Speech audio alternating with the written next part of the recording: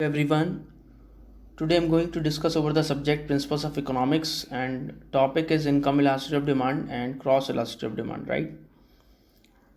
In earlier lecture we have discussed about elasticity of demand and price elasticity of demand, right? Now let us see about income elasticity of demand, right? Here we can say that देखिए अगर मैं हिंदी में बात करता हूँ तो इसको हम कहते हैं मांग की आय लोच, ठीक है। Or we can say that where the quantity demanded is determined by the income of the consumer. ऐसा कॉन्सेप्ट कह सकते हैं इनकम इलास्टिसिटी ऑफ डिमांड का को, जहाँ पर हम किसी इंडिविजुअल कंज्यूमर की इनकम को डिटरमाइन करने के बाद उसकी क्वांटिटी डिमांडेड को डिटरमाइन करते हैं, right. Here we can say that income elasticity of demand measures the responsiveness of quantity demanded to changes in real income. Basically जो इनकम इलास्टिसिटी ऑफ डिमांड है उसको हम उस तरीके से समझ सकते हैं जो रेस्पॉन्सिव चेंजेस होते हैं, किस में रेस्पॉन्सिव चेंज किस में आते हैं, आपकी इनकम में आएंगे, राइट। उस इनकम में चेंजेस आने से जो आपका क्वांटिटी डिमांडेड होगा, राइट, यानी कि जो इनकम है अगर वो बढ़ रही है और जो क्वांटिटी डिमांडेड है आपकी वो आपकी बढ़ेगी या घटेगी, ठीक है। उस रेस्पॉन्स को मेज़र करने के लिए आप इनकम इलास्टिसिटी ऑफ डिमांड को स्टडी करते हो, राइट। और we can say that as income increases demand for goods increases, ठीक है। देखिए जैसे जैसे इनकम जो है वो बढ़ेगी किसी इंडिविजुअल की, तो किसी भी गुड्स के लिए बेसिकली बात करते हैं उसकी डिमांड भी क्या होगी, बढ़ेगी, right. So quantity demanded at the same price also usually increases. अगर मैं प्राइस को फिक्स भी कर देता हूँ तो वो प्राइस अगर फिक्स रहेगा, राइट, तो आपकी जो डिमांड होगी वो हमेशा बढ़ती जाएगी, और जिसको हम बोलते हैं डिमांड इन्फिनिटी भी होती है एक फिक्स प्राइस पर। क्यों होती है इन्फिनिटी? उसका रीज़न सिंपल ये होता है क्योंकि हमारी जो भी किसी भी प्रोडक्ट को कंज्यूम करने की जो फ्रीक्वेंसी होती है that is continuous in nature. जो कंटिन्यूस होती है, ऐसा नहीं है कि अगर हम आज बर्गर खा रहे हैं तो आने वाले 2 महीने 4 महीने तक बर्गर ही ना खाएं कभी, राइट। तो वो फ्रीक्वेंसी पर डिपेंड करता है और डिमांड इसीलिए इन्फिनिटी कहलाती है क्योंकि डिमांड हमेशा अनंत ही होती है किसी गुड्स की, जो एग्जिस्टिंग गुड होता है मार्केट में, राइट। न्यू प्रोडक्ट की बात नहीं कर रहा हूँ। जस्ट टेक एन एग्जाम्पल, जैसे एक एग्जाम्पल लेते हैं और समझते हैं। चलिए इसका फॉर्मूला देख लेते हैं पहले इनकम इलास्टिसिटी ऑफ डिमांड का, उसके बाद एग्जाम्पल भी देखते हैं। तो इसका फॉर्मूला सिंपल है, E Y is equal to percentage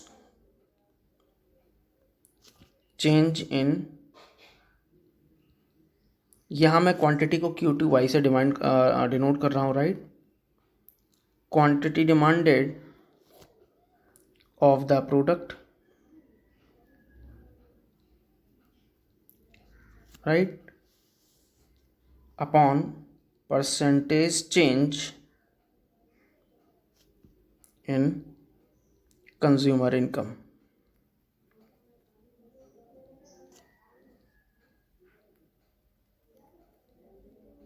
right।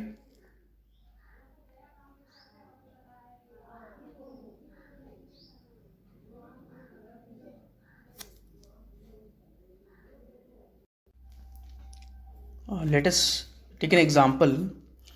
देखिए अगर मानते हैं कि किसी भी कंज्यूमर की जो रियल इनकम है वो 7% से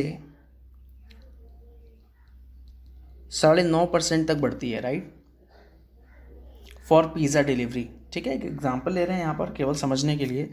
तो जब भी हम इलास्टिसिटी ऑफ डिमांड यहाँ पर इनकम इलास्टिसिटी ऑफ डिमांड निकालेंगे तो बेसिकली जो आपकी बढ़ी हुई परसेंटेज है, ठीक है, उसको आप इनिशियल परसेंटेज से डिवाइड कर लोगे, राइट। तो तकरीबन यहाँ पर जो भी वैल्यू आती है दैट मीन्स पहली बात तो 1 से बड़ी होगी, राइट। दूसरी बात यह है कि जो आपकी positive income elasticity of demand का कॉन्सेप्ट सिंपल जो पॉजिटिव आने का ये है कि आपकी जैसे जैसे इनकम बढ़ेगी उस बेसिस पे ही आपकी उस प्रोडक्ट की डिमांड जो है आप बढ़ाओगे, राइट, यानी कि उसकी डिमांड भी बढ़ेगी, जिसको हम एक और तरीके से भी समझ सकते हैं, right. Here we can say that goods with a positive income elasticity of demand increases if income increases. अगर डिमांड बढ़ेगी, कब बढ़ेगी? जब आपकी इनकम बढ़ेगी। और demand decreases if income decreases. Demand आपकी कम होगी, कब होगी? जब आपकी इनकम कम होगी, राइट। इस कॉन्सेप्ट को बेसिकली, इस कॉन्सेप्ट में हम ये बोल सकते हैं ये उन गुड्स में चलेगा या लागू हो पाएगा जो नॉर्मल गुड्स होते हैं, राइट, उनकी बात कही जा रही है। दूसरे कॉन्सेप्ट में बात कर लेते हैं, अगर मान लीजिए ये वैल्यू अगर आपकी नेगेटिव आ जाती है, goods with a negative income elasticity of demand, उस केस में क्या होगा? That means demand increases if income decreases, यानी कि जो आपकी इनकम है अगर डिक्रीज होती है तो डिमांड आपकी बढ़ जाती है, राइट।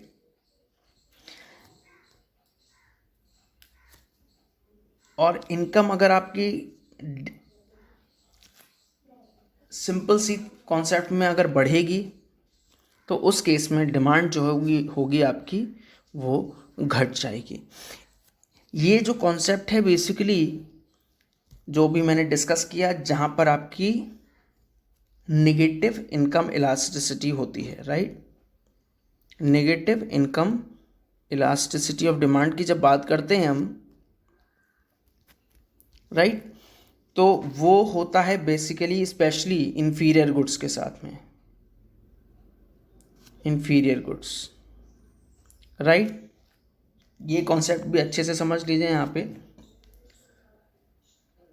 जो इंफीरियर गुड्स होते हैं इसका मतलब निम्न कोटि के जो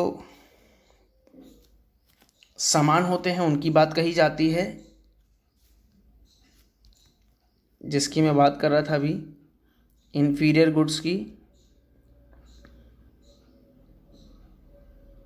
मतलब जब आपकी इनकम बढ़ती है, इनकम आपकी जब बढ़ेगी तो डिमांड उसकी क्या होगी? कम हो जाएगी, यानी कि इन्वर्स रिलेशनशिप रहेगा, तो उसको आप negative income elasticity of demand बोलोगे, राइट। और ये किस कैटेगरी में आएगा? ये इंफीरियर गुड्स की कैटेगरी में आता है, राइट।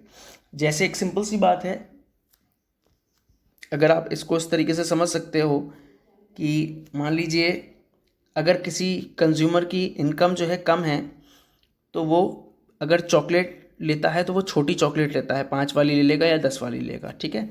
लेकिन जब आप उसकी इनकम कंज्यूमर की बढ़ जाती है तो वो 5 वाली और 10 वाली चॉकलेट खाना बंद कर देता है, वो 50 रुपये वाली कोई और चॉकलेट खाता है, ठीक है।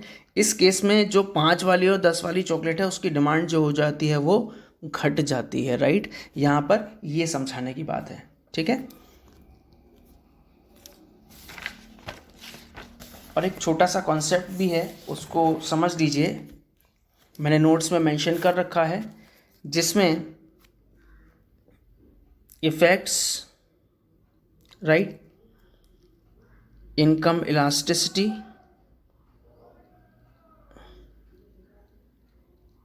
राइट, और क्लासिफिकेशन ऑफ गुड्स की बात करिए, क्लास ऑफ गुड्स, ठीक है।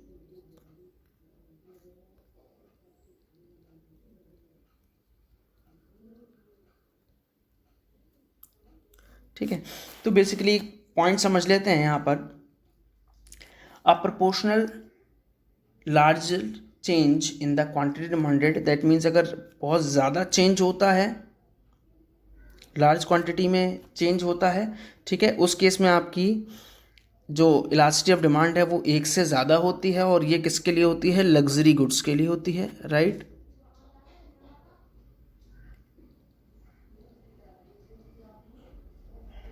लग्जरी गुड्स के लिए होता है, राइट।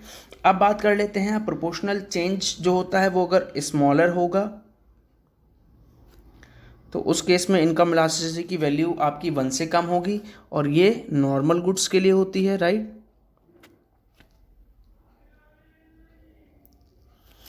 और बात कर लेते हैं, अगर आपकी नेगेटिव आ जाती है, नेगेटिव चेंज होता है, राइट, जैसा अभी पीछे देखा था, या 0 से छोटी होती है, तो वो आपकी कैटेगरी हो जाती है इन्फीरियर गुड्स की, राइट।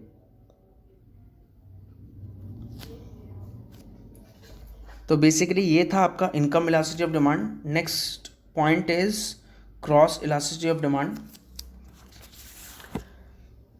इसको हम हिंदी में बोलते हैं मांग की आड़ी लोच, right. Here we can say that it is the measures the responsiveness of quantity demanded of a particular goods to a change in the price of related goods। देखिए जैसा वर्ड रिफ्लेक्ट कर रहा है क्रॉस इलास्टिसिटी, राइट। तो यहां पर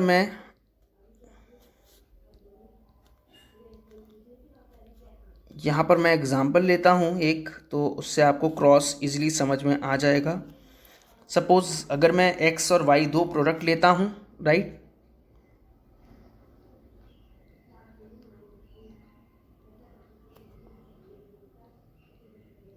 और उस पर दो पैरामीटर यानी कि एक प्राइस और एक डिमांड की बात करूंगा यहाँ पे, right.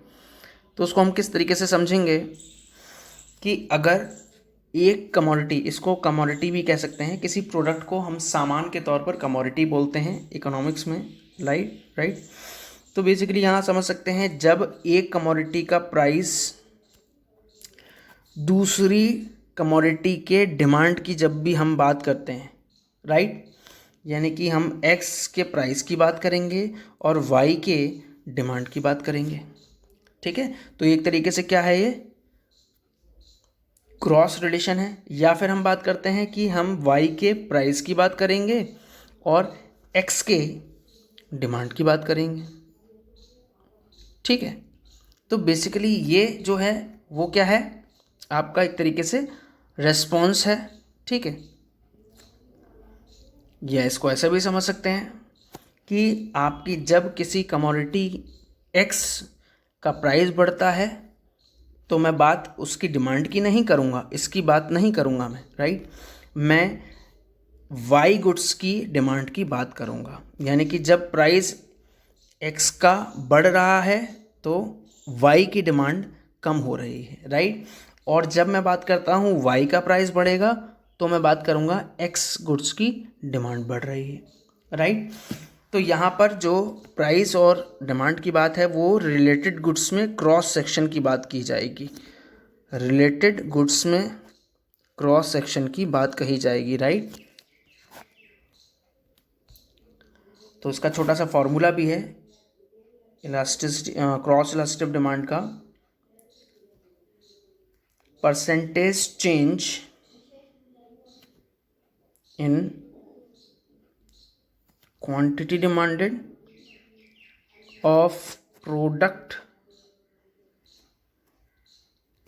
A, right, upon percentage change in the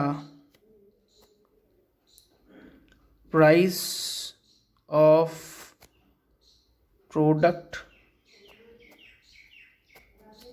B, right. यहाँ पर जो एग्जांपल लिया है वो दो प्रोडक्ट्स का लिया हुआ है, ए एंड बी का, राइट। तो प्रोडक्ट ए की क्या बात कही गई है, क्वांटिटी डिमांडेड की बात कही गई है, और प्रोडक्ट बी की किस बात की बात कही गई है, प्राइस की बात कही गई है, राइट। तो ये चीज़ समझना है, ये दोनों चीज़ें एक दूसरे के क्रॉस सेक्शन के लिए बात कर रहे हैं, राइट। तो बेसिकली ये था कॉन्सेप्ट आपका क्रॉस इलास्टिसिटी ऑफ डिमांड का,